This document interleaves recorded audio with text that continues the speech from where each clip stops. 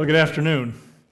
A few summers ago, I had the privilege of being invited as an observer at Fort Lewis, Washington, during the annual Army ROTC encampment called Warrior Fort.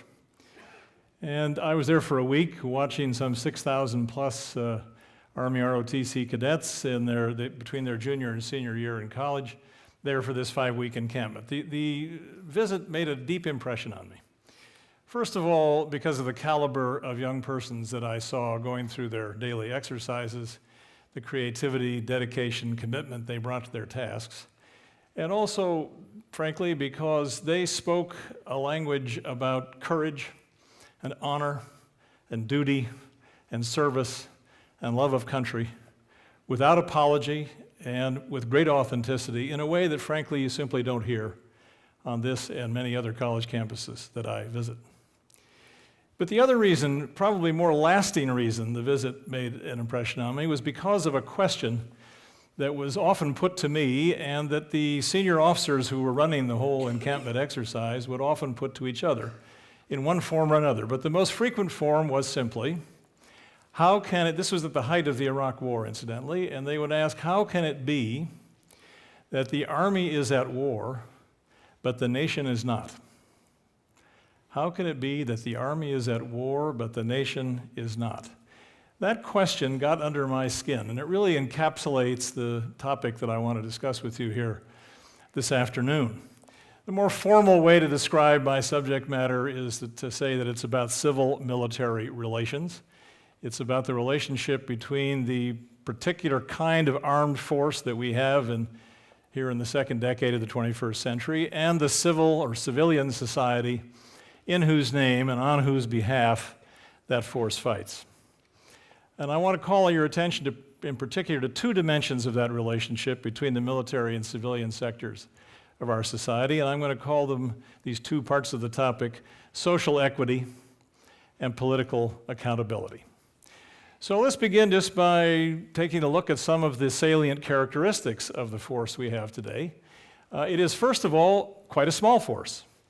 About 1.4 million active duty personnel, that's a big absolute number, but scaled against the size of our society, which has approximately 311 million people in it, it means that the armed forces are composed of less than 0.5% of our citizenry. Now, one way to put that in perspective is to remember World War II, when we took 16 million men and several thousand women, for that matter, into service. And that represented about 12% of the American population at that time of roughly 140 million people. So today's force is roughly 1/25 the size of the World War II force, measured relatively against the size of the society. And if we remember what a deeply formative experience that war was for a generation, gave that generation its identity, in fact, we understand how far we are from that kind of experience today. Now, another characteristic of today's force is that it is rather phenomenally technologically enhanced, especially with a whole suite of technologies that were largely developed here in Silicon Valley. Communications technologies, information processing technologies, and navigation technologies that adapted to military purposes have so amplified and leveraged the firepower and fighting effectiveness of any individual soldier or sailor or airman or marine by orders of magnitude. Those individuals have more fighting effectiveness in the battle space than their predecessors of a generation or two ago had. And this is one of the reasons why the force can be as small as it is, because of the amplification of the battle space effectiveness of any individual warrior because of those technologies. Also, because of technological enhancement, the force that we have today is relatively inexpensive.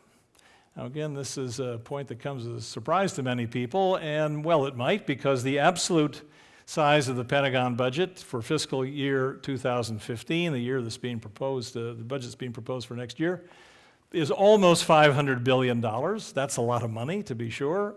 It represents about 35% of the entire planet's military expenditure, and more than the sum of the next 10 nations in the military budgets combined. But again, scaled against the size of a $17 trillion economy, the Defense Department budget is actually only about 3% of gross domestic product. And again, some ways to put that relationship in perspective are once again to remember World War II, when military spending consumed over 40% of GDP in 1943 and 1944, the two most engaged years of that war. Over the decades of the Cold War, the Pentagon budget typically ran in the 8 to 12% of GDP range. Today, to repeat, we're in about the 3% range. Today we spend roughly 6 times more as a society on healthcare than we do on the military. About 18% of our GDP goes to healthcare. So this is another characteristic of the force to keep in mind. It's not only small, but it's also, relatively speaking, inexpensive. It is also, to say the obvious, an all-volunteer force, and it has been since 1973. And just for that reason, that it's all volunteer, it is rather dramatically unrepresentative of the society as a whole. That the demographic profile of the armed forces today does not map neatly onto a demographic profile of our overall society. And I'll give you just a couple of points of information about that. African Americans are roughly 12% of the 18 to 44-year-old labor force able-bodied cohort, but they are 19% of the military.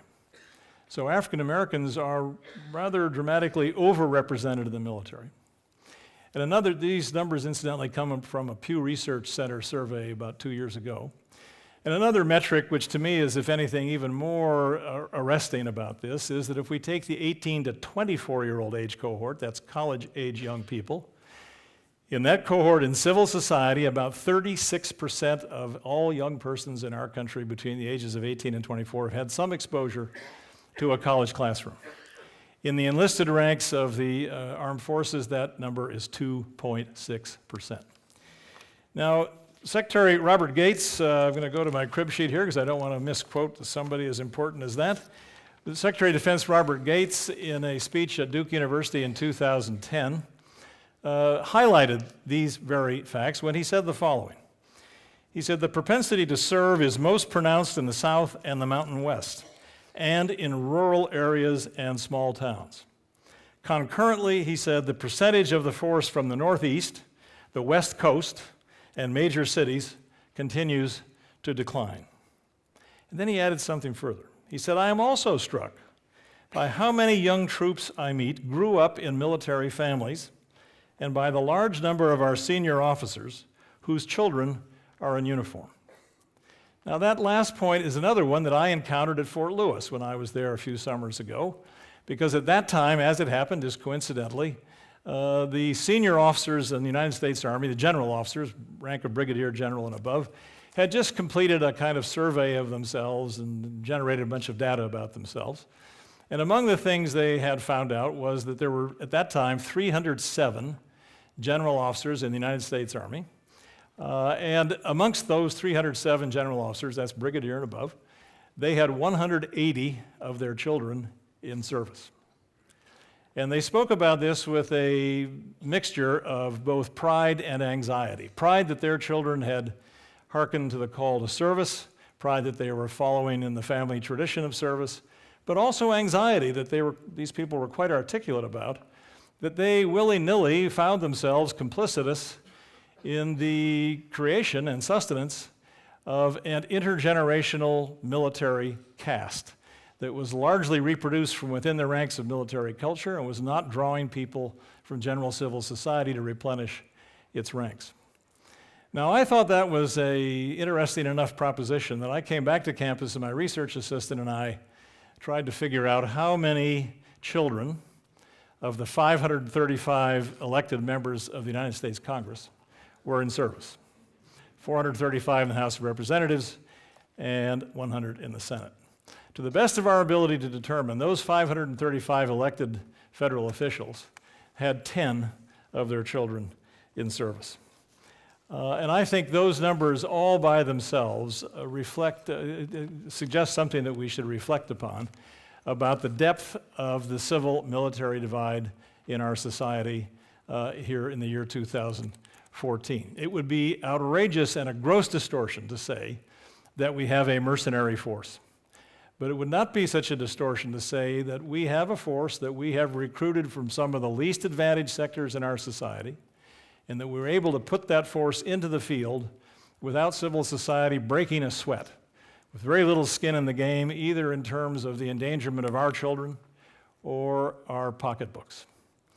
So that leads me to the question of political accountability, because I think these considerations do have considerable light to shed on the notion of political accountability.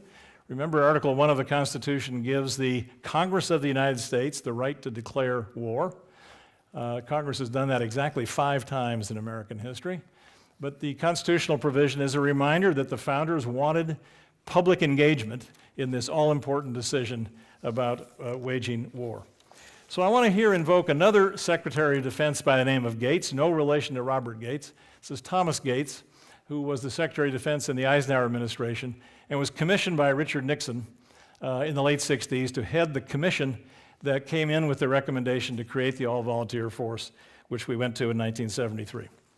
And in that report, the original Gates Commission report dated 1970, the Gates Commission highlighted several problems that they anticipated might possibly come into play once the all-volunteer force was created. They waved these all away. They named them and then said, we really have nothing to worry about. Some critics might make these objections, but because of the ever-vigilant citizenry and so on and so forth, we have nothing to fear from these considerations. But here are the ones they highlighted. I'm quoting now, they said, first, an all-volunteer force will become isolated from society and threaten civilian control. Secondly, an all-volunteer force will be all black or dominated by servicemen from low-income backgrounds. Third, an all-volunteer force will lead to a decline in popular concern about foreign policy. And fourth, and probably most unsettling of all, an all-volunteer force will encourage military adventurism. Now, they said none of these things will come to pass. This is what the critics anticipate, but there's no basis for this. I would suggest to you that, in fact, in one degree or another, all of those things have come to pass, that we have a military establishment which is largely isolated from civilian society, and civilian society does not understand it well. We have a force that is disproportionately recruited from some of the least advantaged sectors of our society. We have a force that has nurtured a kind of popular detachment from foreign policy issues. And most controversial of all, a force that arguably has, in fact, nurtured some degree of military adventurism. Now, again, we can put some numbers to this. And the numbers are, let me put you on notice, plenty unsettling. Thanks to a study by the Congressional Research Service, we know that in the 28 years when we had a conscript force, between the end of World War II and 1973, when we went to the all-volunteer force, in that 28-year period, we as a country commissioned or authorized exactly 19 overseas military deployments. The 2 biggest ones, of course, were Korea and Vietnam. In the 41 years since we've had the all-volunteer force, since 1973, there have been 144 overseas deployments, the biggest Iraq 1 and 2 and Afghanistan. If you annualize it, since we've gone to the all-volunteer force, we have deployed our military forces overseas 5 times more frequently on an annual basis than we did in the era of the conscript force. Those numbers alone suggest to me that we have, whether intentionally or not, created, because of the structure and configuration of the force we have created a moral hazard for the commander-in-chief to resort to the instrumentality of military force as an instrument of national policy much more readily and easily and frequently than was the case in a prior era. Now, I know and drone warfare in a sense is nothing but the logical extrapolation of this trend of technologically enhanced warfare that imposes no particular burden on us back home, whether in terms of our sons and daughters being in harm's way or in our pocketbooks. So no discussion of this matter, I suppose, would be complete without quoting the most famous of all American military leaders, George Washington, who in 1783 said the following. He said, "It may be laid down as a primary position and the basis of our system that every citizen who enjoys the protection of a free government owes not only a proportion of his property, but even of his personal service to the defense of it."